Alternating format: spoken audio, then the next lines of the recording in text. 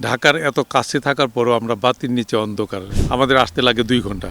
আর যদি রাস্তাটা 4 লেনের হয় তাহলে আপনি আধা ঘন্টা চলে আসতে পারবেন। এই রাস্তাটা 4 লেনের করা আমি চেষ্টা করব। ঢাকার এত কাছের থেকেও এলাকায় এখনো গ্যাসের ছোঁয়া আমরা পাইনি। আওয়ামী লীগ যে কাজটা করে দেশ থেকে নির্বাসিত হয়েছে সেই কাজটি আমি করতে চাই না। ত্রয়োদশ জাতীয় সংসদ নির্বাচন উপলক্ষে বাংলা ভিশনের বিশেষ আয়োজন নির্বাচনী পডকাস্টে আপনাদের স্বাগত জানাচ্ছি। আমি কেফায়েত শাকিল। আজকের পর্বে আমরা এসেছি ঢাকা 1 আসন অর্থাৎ দোহার নবাবগঞ্জ এলাকায়। আজকের আমাদের অতিথি বিএনপি মনোনীত এই আসনের সংসদ সদস্য পদপ্রার্থী খন্দকার আবু আশফাক। খন্দকার আবু আশফাক এই ঢাকা জেলা বিএনপির সভাপতি এবং তিনি এই আসনের এলাকার ইতিপূর্বে 2 বার উপজেলা চেয়ারম্যান ছিলেন। খন্দকার আবু আশফাক, আপনাকে আমাদের আজকের পডকাস্টে স্বাগত জানাচ্ছি। আপনাকে ধন্যবাদ, দর্শকবৃন্দে ধন্যবাদ এবং বাংলা ভিশন এর কর্মকর্তা যারা তাদেরকেও ধন্যবাদ। খন্দকার আবু আশফাক, আমরা আলোচনায় চলে যাই। আমি শুরুতেই জানতে চাই, এই আসনে বিএনপির আরও অনেক লোকজন আছে, অনেকেই আমরা দেখেছি যে নির্বাচনের প্রতিদ্বন্দ্বী হওয়ার চেষ্টাও করেছেন। আপনার দল আপনাকে কেন বাছাই করেছে? কোন যোগ্যতা আসলে আপনার অন্যদের চেয়ে আপনি এগিয়েছিলেন? আসলে ব্যাপারটা মনে হয় যে দলের দৃষ্টিতে আমাকে মনে করেছে যে আমার যে আত্মত্যাগ, আমার যে শ্রম দলের প্রতি, এই দলের জন্য আমি তো 1981 সাল থেকে কাজ করে যাচ্ছি। দলের জন্য না, এটা দলটা তো দেশের সবার জন্যই, জনগণের জন্য। আমরা দল তো করি, যে রাজনীতি করি আমরা, কিন্তু জনগণের জন্য রাজনীতি করি। জনগণের ভালোবাসা নিয়ে আমরা এগিয়ে যাই। দল হয়তো এভাবে ভাবছে যে আমার যে আত্মত্যাগ, আমি যে এত বছর 81 সাল থেকে এ পর্যন্ত রাজনীতি করে আসছি, আমি বহুবার জেল খেটেছি। ছাত্রজীবন থেকে রাজনীতি শুরু। আমি আমার 1986 সালে আমি বাংলাদেশ জাতীয়তাবাদী ছাত্র দলের কেন্দ্র কমিটির সদস্য নিযুক্ত হই। 1990 সালে ঢাকা বিশ্ববিদ্যালয় ফজলুল হলের ভিপি নির্বাচিত হই ছাত্রদের ভোটে, এবং 2001 সালে আমি ঢাকা জেলা যুবদলের সভাপতি নির্বাচিত হই। 2016 সালে ঢাকা জেলা বিএনপির সাধারণ সম্পাদক নির্বাচিত হই। 2022 সালে ঢাকা জেলা বিএনপির সভাপতি নির্বাচিত হই। এই যে দীর্ঘ পথ আমার রাজনীতির যে আমরা চলা, এই চলার ক্ষেত্রে আমার মন, দল আমার প্রতি তাদের আস্থা এসেছে। সে আস্থা থেকে আমাকে নির্বাচিত করেছে আমার বিশ্বাস। দলের জন্য এই যে কাজ করতে গিয়ে গত 17 বছর যেহেতু একটি ফ্যাসিবাদী সরকার ছিল এবং বিএনপি নেতাকর্মীদের উপর নানান জুলুম নির্যাতন ছিল, আপনি সেরকম পরিস্থিতি কতটুকু স্বীকার করতে হয়েছে? 17 বছরে তো শতাধিক মামলার আসামি হয়েছি, কয়েকবার জেলেও গিয়েছি, হামলার শিকার হয়েছি। আমার ঢাকার বাড়ি কয়েকবার ভাঙ্গা হয়েছে, দেশের বাড়ি কয়েকবার ভাঙ্গা হয়েছে, আমার ব্যবসায়িক প্রতিষ্ঠান সিলগালা করে দেওয়া হয়েছে। আমার দেশে আমাদের বাড়ি ছিল, সে বাড়িটিও এক রাত্রে পুলিশদের এক কাপড়ে বের করে দিয়ে আমাদেরকে তালাবদ্ধ করা হয়েছে। এদের তো অসংখ্য নির্যাতনের কোনো সীমা নেই। সব কিছুর পরেও আল্লাহ বাঁচায় রাখছে, আল্লাহর কাছে শুকরিয়া আদায় করি। এবং দেশের জনগণ আমাকে ভালোবাসে, সে ভালোবাসার ফলেই হয়তো, বা জনগণ আমার জন্য দোয়া করে, সে দোয়াতেই হয়তো আমি সুস্থ আছি, বেঁচে আছি, আপনাদের সাথে কথা বলার সুযোগ পাচ্ছি। আচ্ছা, দল আপনাকে বাছাই করেছে নিশ্চয়ই আপনার যে সেই যোগ্যতা দেখে। এখন জনগণও তো আপনাকে এখন বাছাই করার সুযোগটা পাবে হয়তো নির্বাচনের দিন। আপনার কি মনে হয় কোন কারণে জনগণ আপনাকে বাছাই করবে অন্য প্রতিদ্বন্দ্বী প্রার্থীদের চেয়ে? দোহার নবগঞ্জের মানুষের সাথে কিন্তু আমি একদম আত্মার মতো আমি মিশে গেছি। আমি যখন রাজনীতি শুরু করি তখন থেকে আমি গ্রামে আসি, আমার গ্রামবাসীর সাথে মিশি, এলাকাবাসীর সাথে মিশি, দোহার নবগঞ্জের সব আপময় জনগণের সাথে আমি মিশি। যার প্রতিদান দেখেন, এবারই নয়, আমি 2009 সালে আমি উপজেলা চেয়ারম্যান নির্বাচিত হয়েছি। 2014 সালে আমি উপজেলা চেয়ারম্যান নির্বাচিত হয়েছি বিপুল ভোটে। এখানে ধরেন ওই সময় কিন্তু নির্বাচনী স্টাইল তো দেখেছেন, ভোট চুরি, ভোট ডাকাতির মাধ্যমে হয়েছে। এত চুরি ডাকাতির পরও আমাদের এলাকার জনগণ যে আমাকে বিপুল ভোটে জয় করেছে, আমি আমার এলাকার জনগণের কাছে ভীষণভাবে কৃতজ্ঞ। এবং তারা আমাকে আগামীতেও নির্বাচিত করবে সেই প্রত্যাশা রাখি এবং সে বিশ্বাস নিয়ে আমি এগিয়ে যাচ্ছি। কোন কোন দিক থেকে আপনি আপনার প্রতিদ্বন্দ্বী অন্য প্রার্থীদের থেকে এগিয়ে থাকবেন বলে মনে করেন? দেখেন, আমি তো জনগণের সাথে সবসময় লেগে আছি, মিশে আছি। তাই জনগণের সেবা আমি করে যাচ্ছি। জনগণের প্রতিনিধি হিসাবে 2009 সাল থেকে সেবা করে যাচ্ছি, 19 সাল পর্যন্ত একটানা করেছি। এই সেবা থেকে আমার মনে হচ্ছে যে আমি জনগণের কাছে একদম ঘরে ঘরে পৌঁছতে পেরেছি। জনগণ আমাকে ভালোবাসে এবং জনগণ আমার প্রতি আস্থাশীল। কারণ অনেক কিছু কমিটমেন্ট করেছি, বেশিরভাগই করতে পারিনি কারণ ধরেন একটা উপজেলা চেয়ারম্যানের ফান্ডই বা কতটুকু থাকে, বা একটা উপজেলা, আমাদের উপজেলা কিন্তু পৌর উপজেলা, রিসি উপজেলা না, সে তুলনায় ফান্ড স্বল্প যখন থাকে তখন কাজের পরিধিও কম থাকে স্বভাবত কারণেই। তারপরে যেটা হচ্ছে ধরেন আমি বিরোধী দলে হওয়ার কারণে আমাকে কাজ করার তেমন সুযোগ দেওয়া হয়নি, এবং অনেক সময় দেখা গেছে যে আমি উপজেলা পরিষদে যে বসতে যেন না পারি, এর জন্য প্রশাসন সহ, থানা পুলিশ সহ প্রশাসন অনেক চেষ্টা করেছে। দেখা গেছে যে আমি যেন মামলা খেয়ে পরপর 3টা মিটিংয়ে অংশগ্রহণ যদি না করতে পারে আমার প্রতি একটা অনাস্থা দিবে, সেই চেষ্টাও করা হয়েছে। এবং আমাকে পরিষদ থেকে আমাকে জোর করে বের করে দেওয়ার চেষ্টা করেছে, কিন্তু জনগণ আমার পক্ষে ছিল, এলাকাবাসী আমার পক্ষে ছিল, যে কারণে তারা ব্যর্থ হয়েছে, জনগণ জয় হয়েছে। এখন তো আপনি নিশ্চয়ই মানুষের দ্বারে দ্বারে যাচ্ছেন, দীর্ঘদিন ধরে যাচ্ছেন, মানুষ কি বলছে আপনার ব্যাপারে? মানুষ কতটুকু আশাবাদী? মানুষের প্রচণ্ড উৎসাহ। তারা এমনই একটি নেতাকে চাচ্ছিল যারা নাকি মানুষের সাথে আপন ভাই আপন বোন এভাবে মিশে যেতে পারবে। আমি তো সেভাবেই সকলের দ্বারে দ্বারে মিশি। এই এলাকাটা দেখেন হিন্দু, মুসলমান, খ্রিস্টান 3টা সম্প্রদায় একসাথে বসবাস করে। এখানে আমাদের দেশনেত্রী বেগম খালেদা জিয়া এবং বর্তমান আমাদের বিএনপি চেয়ারপারসন জনাব তারেক রহমান সাহেব আমাদেরকে একটি কথাই কিন্তু তারা বলেছেন যে এখানে অন্য ধর্মের যারা আছে, বিশেষ করে হিন্দু এবং খ্রিস্টান যারা আছে, তাদের কাছে তোমরা থাকবা, তাদের নিরাপত্তা তোমরা দিবা। এটা বিরোধী দল থাকাও বলছে। বিভিন্ন পূজায় বা বিভিন্ন দেশে ক্লান্তিকালে আমরা সবসময় তাদের মণ্ডপগুলো পাহারা দিয়েছি, গির্জা পাহারা দিয়েছি, যেন দুষ্ট লোকেরা তার ক্ষতি না করতে পারে। দেখা গেছে যে অনেক সরকারি দলের যারা ওই সময় ছিল তারাও একটা নষ্ট করে আমাদের উপর দায়িত্ব চাপায় দিতে চেষ্টা করতো। তাই সেই ক্ষেত্রে আমাদের নেত্রী বলেছেন, আমাদের নেতা বলেছেন যে এলাকায় হিন্দু ভাই, খ্রিস্টান ভাই বা বৌদ্ধ ভাই যেখানে আছে তাদের উপর যদি কোনো রকম নির্যাতন করা হয়, যে ওই এলাকায় সংশ্লিষ্ট বিএনপির যে নেতা থাকবে তাকে দায়িত্ব বহন করতে হবে।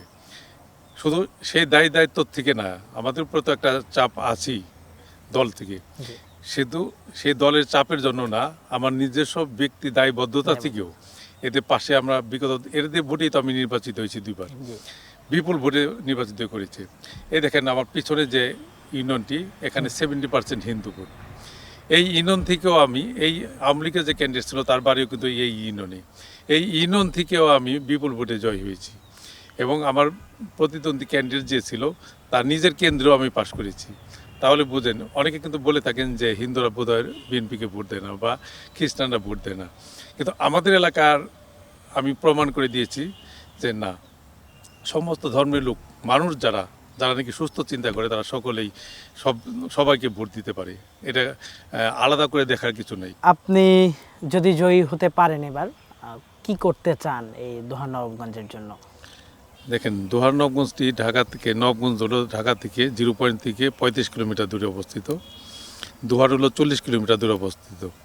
ঢাকার এত কাছে থাকার পরেও আমরা বাতির নিচে অন্ধকার, এখানে উন্নয়নমূলক কাজ হয় না। আপনারা তো আসলেন রাস্তা দিয়ে, এই রাস্তা কতবার আপনারা বাধাগ্রস্ত হয়েছেন, কত জায়গায় আপনাদের গাড়ি ঘোড়া যানজটে পড়েছেন না? যদি রাস্তাটা 4 লেনের হয় তাহলে কিন্তু এই বাধাটা হবে না, আপনি এক টানে চলে আসতে পারবেন। আমাদের আসতে লাগে 2 ঘন্টা, আর যদি রাস্তাটা 4 লেনের হয় তাহলে আপনি আধা ঘন্টা চলে আসতে পারবেন। এই রাস্তাটা 4 লেনের করা আমি চেষ্টা করব। আরেকটি যেটি গুলিস্তান পর্যন্ত এক্সপ্রেসওয়ে আসছে, সেই এক্সপ্রেসওয়েটা যদি আমি এদিক দিয়ে এনে দোহারনবগঞ্জে এসে নামায় দিতে পারি, যদিও এটা অনেক ব্যয়বহুল, তারপর আমার চেষ্টা থাকবে যে এই প্রকল্পটা হাতে নিতে, যেন যদি নির্বাচিত হই এবং বিএনপি যদি ক্ষমতায় আসে, আমি নির্বাচিত হই আর না হই, কিন্তু এই প্রকল্পগুলো আমি কাজ করে যাব জনগণের জন্য, জনগণের সেবার জন্য এবং আমার নিজেরও জন্য। এক নম্বর গেল। দ্বিতীয়ত দেখেন যে ঢাকার এত কাছের থেকেও এলাকায় এখনও গ্যাসের ছোঁয়া আমরা পাইনি, অথচ কোথায় নর্থ বেঙ্গল, ঠাকুরগাঁ, পঞ্চগড়, নীলফামারী এই সমস্ত জায়গায় গ্যাস চলে গেছে, মিল কারখানা গড়ে উঠেছে। আমাদের এলাকায় গ্যাস নাই বলেই কিন্তু মিল কারখানা গড়ে ওঠেনি, আর মিল কারখানা গড়ে ওঠেনি বলেই আমাদের এলাকার সন্তানেরা বাড়ি বিক্রি করে, জমি বিক্রি করে, টাকা সুদি করে বিদেশে চলে যায়। বিদেশে যেয়েও তারা কিন্তু ভালোভাবে যে কাজ করতে পারে তাও না, ওখানে যাওয়া অনেক বাধার সৃষ্টি হয়। তাই বিএনপি ক্ষমতা আসলে আমি প্রথম কাজ হবে আমার এলাকায় গ্যাসের ব্যবস্থা করা এবং মিল কারখানা গড়ে তোলা। মিল কারখানা আমার গড়ে তুলতে হবে না, যারা ব্যবসা করে তারা সুবিধা দিলে তারাই করে ফেলবে। তারা যদি নিরাপত্তা ফিল করে বা গ্যাসের সুযোগ সুবিধা পায়, তারা নিজেরাই এখানে ব্যবসা করতে চলে আসবে, মিল ইন্ডাস্ট্রি গড়ে তুলবে। তৃতীয়ত যেটা হলো যে একটু বৃষ্টি নামলে কিন্তু প্রতিটি বাড়ির সামনে, স্কুলের সামনে মনে হয় যে পুকুর হয়ে গেছে, জলাবদ্ধতা তৈরি হয়, কোনো ড্রেন লাইন নেই, কোনো সোয়ারেজ লাইন নাই। যে খালগুলো ছিল সেই খালগুলো মানুষ ভরাট করে দখল করে ফেলেছে। যদি বিএনপি ক্ষমতায় আসে তাহলে এই খালগুলো খনন করে এবং ড্রেন লাইন করে, সোয়ারেজ লাইন করে পানিগুলো নদীতে নামায় দেওয়ার ব্যবস্থা করব। আর এই যে পিছনে যে নদীটি দেখছেন, নদীটি এখনই কিন্তু প্রায় শুকিয়ে গেছে, ইসামতি নদীটি প্রায় শুকিয়ে গেছে। আর বর্ষার সময় যখন আসে এই পর্যন্ত পানি উঠে যায়, ভরে যায়, কিন্তু কচুরি পানা দিয়ে পচে দুর্গন্ধ বের হয়। তার মানে এটা জলাবদ্ধতাটা বন্ধ হয়ে গেছে, মাঝখানে বেড়িবাঁধ আছে। এই নদীটা খনন করে বেড়িবাঁধের মধ্যে সুইচ গেট করে পদ্মা নদীর সাথে সংযোগ একটা স্থাপন করার ব্যবস্থা করব। অলরেডি এই ধরনের একটি প্রকল্প হাতেও নেওয়া হয়েছে। আমি চিফ ইঞ্জিনিয়ার যিনি আসছিলেন ওয়াটার ডেভেলপমেন্ট বোর্ডের, সে এটা ভিজিট করে গেছেন। আমি কিন্তু সরকারের কেউ না, কিন্তু একজন সচেতন নাগরিক হিসেবে আমি ওনাদের পাশে থেকে ওনাদেরকে সহায়তা করেছি যে এই প্রকল্পগুলো আমার দরকার। আমি আরও অন্য দপ্তরেও গিয়েছি। আমি এলজিডিতে ঢাকা প্রজেক্ট নামে একটি প্রজেক্টের আন্ডারে অনেক কাজ করার জন্য ওনাদের রিকোয়েস্ট করেছি, বা এই বিআইডব্লিউটিতে নদীটাকে খনন করার জন্য রিকোয়েস্ট করেছি। তারপরে এই গ্যাসের জন্য অলরেডি রিকোয়েস্ট করেছি। এই ধরনের কর্মকাণ্ডগুলো আমি জনগণের পক্ষ হতে আমি এগুলি অলরেডি কাজ শুরু করেছি। তারপরে ধরেন আমাদের একটি মাত্র সরকারি হাসপাতাল, 50 বেডে থেকে 100 বেডে উন্নত হয়েছে ঠিকই, কিন্তু সরঞ্জাম এখনও নাই। হাসপাতালে ঢুকলে মনে হয় দুর্গন্ধ বেরোয়, মেঝেতে রোগী শুয়ে থাকে, ভালো খাবার নেই, ভালো বিছানা নেই। তাই আমার চিন্তা আছে যে এই দোহারনবগঞ্জে হাসপাতাল দুইটিকে 100 বেডে উন্নতি করে এবং এখানে আধুনিক হাসপাতাল সহ মেডিকেল কলেজ তৈরি করা। একটা মেডিকেল কলেজ কিন্তু এখানে খুবই জরুরি, কারণ এত বড় এরিয়া এবং ঢাকার কাছে, সবই তো ঢাকার মধ্যে, কিন্তু মানুষ কিন্তু ঢাকার মধ্যে বসবাসের এত ক্রাউডি হয়ে গেছে, বসবাসের অযোগ্য হয়ে গেছে। তারা যদি ঢাকার নিকটবর্তী এলাকা, আমাদের এলাকায় যদি একটি মেডিকেল কলেজ পায়, তাহলে আমাদের এলাকার জনগণ উপকৃত হবে, বাইরের থেকে জনগণ আসে এখানে লেখাপড়া করতে পারবে এবং আমাদের এলাকাটা আরও উন্নত হবে, আমাদের সন্তানরা এখানেই লেখাপড়া করতে পারবে। তৃতীয়টা, এরপরেরটা হলো যে আমাদের এখানে মানসম্মত কোনো শিক্ষা প্রতিষ্ঠান নেই, ভালো কোনো ট্রেনিং সেন্টার নেই। এখানে আধুনিক মানসম্মত শিক্ষা প্রতিষ্ঠান এবং ট্রেনিং সেন্টার এখানে গড়ে তোলা উচিত এবং আমি সে চেষ্টা করব। এরপরে যেটা আসতেছে যে এখানে তাঁতি সম্প্রদায়ের প্রচুর লোকজন আছে। আমাদের এলাকায় কিন্তু একসময় তাঁতিরা অনেক স্বনির্ভর ছিল। রাতে ভোর হলেই আমরা তাঁতিদের যে কাপড় বুনে সেই শব্দে আমাদের ঘুম ভাঙতো। এখন সেই সম্প্রদায় কিন্তু, সে তাঁতিরা কিন্তু এখন বিলীন হয়ে যাচ্ছে। এই তাঁতি সম্প্রদায়টাকে, তাঁতি শিল্পটাকে একটি আধুনিকায়ন করার জন্য তাদের পাশের থেকে তাদের কি উপকার করা যায় সে ব্যবস্থা করব। জেলে সম্প্রদায়রা কিন্তু এখন হুমকির মুখে, জেলেরা এখন না খেয়ে মরছে। তারা যে এখানে পানি নেই, খাল নেই, নদীর পানি শুকিয়ে যায়, মাছ কোথায় শিকার করবে, মাছ কোথায় ধরবে? আর মাছই যদি না ধরতে পারে, মাছই যদি চাষ করতে না পারে, তাহলে এদের সংস্থান জীবিকা কিভাবে তারা নির্ভর করবে। এর জন্য বিভিন্ন খাল খনন করে নদী খনন করে তাদের এই জেলেদের জন্য তাদের উৎপাদনের যে মাছ উৎপাদন এবং মাছ ধরার বিক্রির যে ব্যবস্থা সেটা তারা যেন করতে পারে, এই জন্য তাদের পাশে দাঁড়াবো। আমাদের এলাকায় আলেমবৃন্দ যারা আছেন এদের কিন্তু কোনো সম্মানই দেওয়া হয় না। বিএনপি অলরেডি একটা ডিক্লেয়ার দিয়েছেন যে আলেম ইমাম যারা আছেন তাদের জন্য মিনিমাম একটা সম্মানই দেওয়া হয়, কারণ এরা কিন্তু মানুষের অনুদানের দিকে তাকিয়ে থাকে, যারা নাকি এটা খুবই আমাদের জন্য লজ্জাজনক। সারা দেশে একই অবস্থা। ইনশাল্লাহ আমাদের এলাকায় আমরা ইমাম সমাজ, তারপরে মাদ্রাসার শিক্ষক যারা আছে এদের যেন তারা নিজেরা স্বনির্ভর হতে পারে, নিজেরা বলতে পারে যে আমরা সম্মানই পাই, বেতন না সম্মানই পাই। সেই এর জন্য সরকারের আসলে সরকারের সাথে আমরা বার্গেনিং করে এই পয়েন্টটা আমরা এগিয়ে যাব, তারা যেন সম্মানিত হয়। এছাড়া আরও ধরেন গ্রামীণ যে রাস্তাগুলো আছে সেগুলো তো একেবারেই নাই বললে চলে। ম্যাক্সিমাম কাঁচা রাস্তা, যেখানে ইটের রাস্তা আছে সেখানে গাড়ি তো দূরের কথা, হেঁটেও যাওয়া যায় না। আর আমাদের এলাকাটা কিন্তু রিমোট এরিয়া, দেখেন নদীর ওই পারে এক অংশ, তারপরে এই পারে সিংগাইর, ওই পাশে হরিরামপুর, ওই পাশে শ্রীনগর, বাগড়া, মানে চারদিক দিয়ে হলো বিশাল এলাকা। এক প্রান্ত থেকে আরেক প্রান্ত প্রায় 40-45 কিলোমিটার দূরত্ব। তাই এত বড় এলাকায় উন্নয়ন করা তো অনেক দুষ্কর। তারপরেও তো মানুষের যেহেতু ভোট দিবে, মানুষের পাশে আছি, উন্নয়ন তো করতেই হবে। সেই ক্ষেত্রে তাদের জীবন ইচ্ছা থাকলে অনেক কিছুই সম্ভব। শিক্ষা ব্যবস্থার উন্নয়নে আপনার পরিকল্পনা কি আছে এখানকার? শিক্ষার কথা তো আগেই বলে গেলাম যে আমাদের আধুনিক প্রাথমিক শিক্ষায় ধরেন আমাদের ছেলেমেয়েরা কিন্তু এখনও প্রাইমারি স্কুলগুলিতে যায়। অনেকই প্রতিষ্ঠান এমনও আছে আমাদের এলাকায় যে পার্টিতে বসে পড়ে, সে আদিমকালে যেটা হতো সেটা এখনও আমাদের এলাকায় কিছু কিছু জায়গায় আছে। এখানে আধুনিক শিক্ষা প্রতিষ্ঠান সহ ওদের শিক্ষা সরঞ্জাম যা আছে সেগুলো একদম আমাদেরকে সরবরাহ করতে হবে। তারপরে ট্রেনিং ইনস্টিটিউট নাই বললে চলে।